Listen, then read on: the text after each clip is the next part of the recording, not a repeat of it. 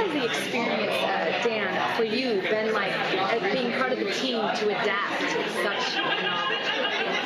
What's the experience been like? Oh, it's been a delightful but incredibly challenging experience. I mean, this show is challenging in all sorts of ways that most television isn't. You know, every television show is challenging us for bringing a world to the screen, but it's usually based on a world we know and we have clear reference for. We're not only bringing a world to the screen that never existed, but it could have existed, and it's such a sensitive subject, we better get it right. So how we imagine the world post-Second World War, the Nazis and the Japanese and the dominant cultures in it, has to reflect not just the world that exists in the 40s, but a world that evolved into 62, and an America that is now living under colonial totalitarianism on the West Coast and as an embraced Nazi nation on the other. And we're holding up the kind of mirror to America that is going to make it deeply uncomfortable, in fact, to the world. Because it's saying, yes, if you were under the system, you would be a Nazi. And it's saying, yes, if you were living under the Japanese, you would be living as an underclass. And the idea that the conclusion of the Second World War was an inevitability is completely dismissed by Philip K. Dick and says, no, with a few left turns instead of right turns, this is what would have happened. And this could happen again. So it's a challenge in ways it's hard to describe. It's every single day. It's a brain ache of rigor to bring this world to the screen with the authenticity and the intellectual rigor that we have to apply to it, because we are so on the edge of being deeply offensive to so many people that we have to get it right and honour the survivors and the people.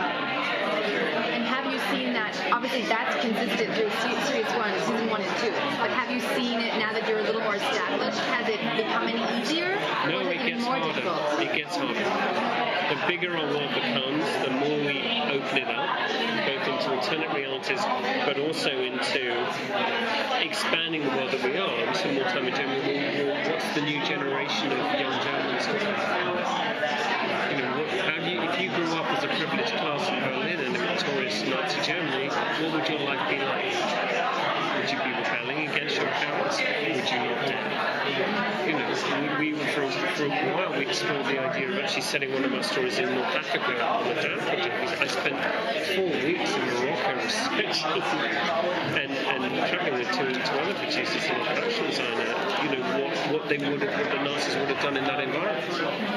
And we've actually postponed that storyline for a later season, but because our world was growing too much, we were spreading ourselves too thinly, and we had to concentrate on just making the worlds we had right. So now it gets harder. How much more will we see the merging of the realities? Because we saw Tagami's character at the end of the first season having his eyes open to a new reality. Yes. So how much will we see a merging of those realities, or is it just more of a comprehension of it? Well, I don't want to do all the talking. I'm going to hand over to Cary in a moment, but what I would say about that is that we try and take it slow. You can bite off more than the audience can chew sometimes, and although everyone's hungry to have all their questions answered, trust us, they will be answered. We reveal a little bit at a time because it's such a rabbit hole. We want to keep you rooted in the character, in the drama, and the emotional narrative, and not get too expository about the worlds. We know what we're saying, and we know what these worlds are, but you're going to discover it step by step by step. And you know, Cary's story in this season is very much about that. In terms of production, what kind of freedom did Amazon give you? This is, you know, a potentially delicate subject. What kind of freedom did Amazon give you that you might not have gotten at the network? Most networks would be too frightened to ever try and attempt to do a show like this, and would try and rein you in at every potentially alarming beat, which is pretty much every other scene in the show. What Amazon have done is have the courage to say, go and tell the story, but do it well. Don't disappoint us. And that trust we honour every day. You know, you said that you were saying earlier how brave it is. A lot of courage. I've never seen a studio be so courageous. They're always about not losing their job, not being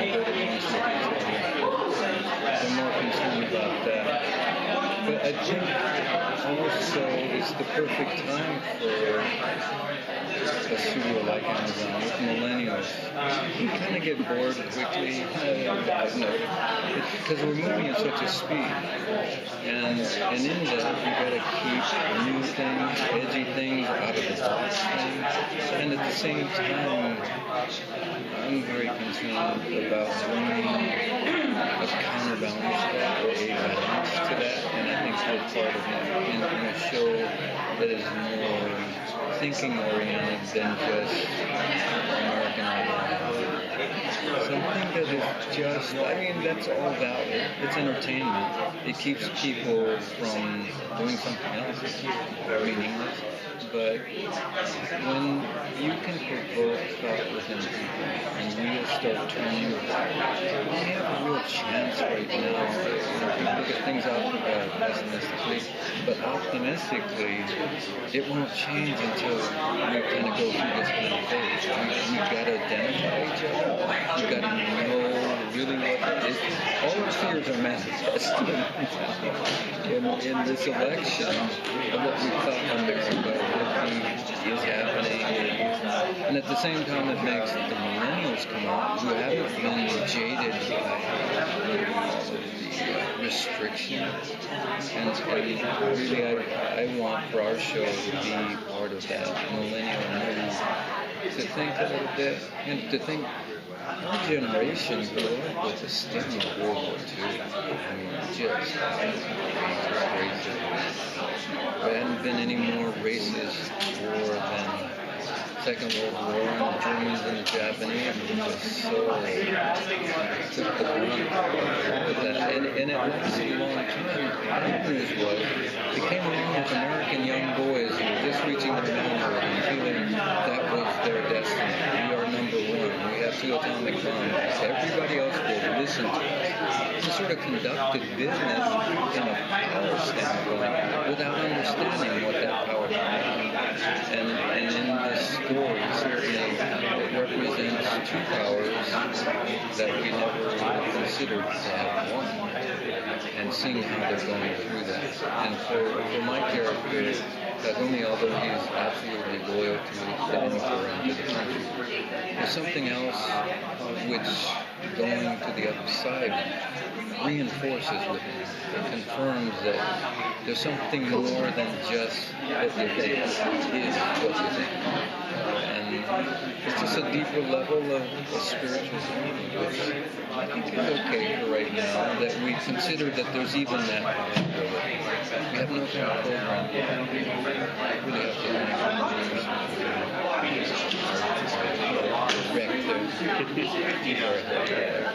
but one last thing. Yeah, what can you tease about the trade minister's journey for us in season 2? What can I tell you about? Yeah, what can you tease about what's coming up for him in this upcoming What's season? coming up for him is to be relieved of having to serve everybody on the other side. It's kind of like a parent who just all of a sudden their teenagers love him, and he's now having to deal with himself. And of course, that happens in any reality where a foreigner goes to another country.